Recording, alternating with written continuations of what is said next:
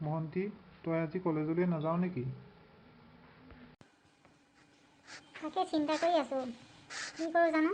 যাবলৈ একেবাৰে মন যোৱা নাই অ' দাদা, মনটো একেবাৰে ভাল লগা নাই।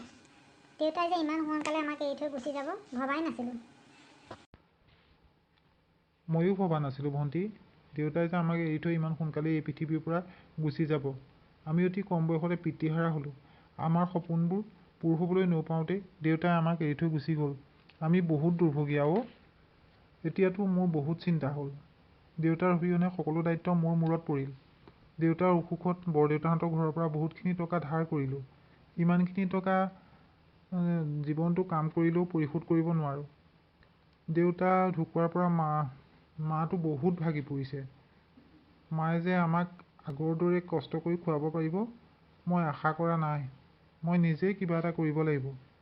পৰীক্ষাটো লাগিলে প্ৰাইভেট কৰিয়ে দিম।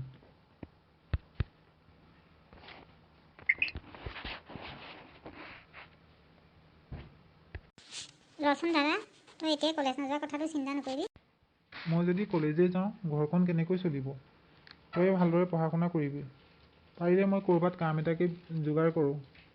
মাহেকত 10,000 টকা পালেও হয়তো ঘৰখন চলিব। ইফালে বৰদেউতাহঁতৰ ঘৰৰ আৰু মায়ে ঘৰ সাজিবলৈ লোৱা গোটৰ ধাৰখিনিও মাৰিবলৈ আছে।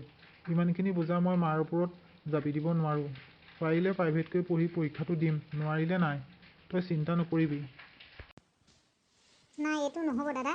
মই এতিয়া ডাঙৰ হৈছোঁ। ঘৰখনৰ কাৰণে তই আৰু মই সমানে কষ্ট কৰিম। মই এটা কথা চিন্তা কৰিছোঁ। তই কি কথা চিন্তা কৰিছনো? তোৰতো দুটামান টিউশ্যন আছেই। তই সদায় কলেজ যোৱাৰ আগতেই সেইকেইটা কৰিবি।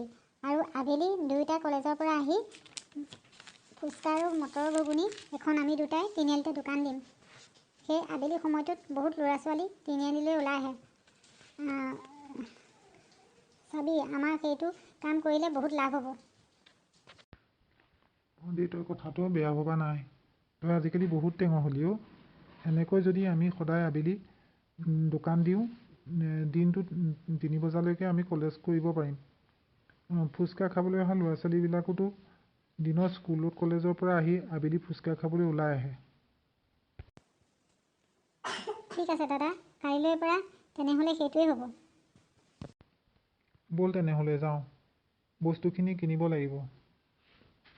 মোৰ হাতত অলপ পইচা আছে। প্ৰথমে অলপমান পইচাৰে বজাৰ কৰি কামটো আৰম্ভ কৰি লওঁ। টেবুল এখন ঘৰৰ পৰাই লৈ যাম। পিছত সৰহকৈ পইচা পালে নতুন এখন কিনি ল'ম। তোৰ হাতত যদি পইচা কম আছে, তেনেহ'লে মোৰ হাততো অলপ পইচা আছে। দৰকাৰ হ'লে ল'ব পাৰিবি। নালাগে, তোৰ হাতত থকা পইচাখিনি থাকক। দে, এতিয়া খৰচ নকৰোঁ, কেতিয়াবা দৰকাৰ হ'ব। দাদা, মাক প্ৰথমে এইবোৰ কথা একো নকবি।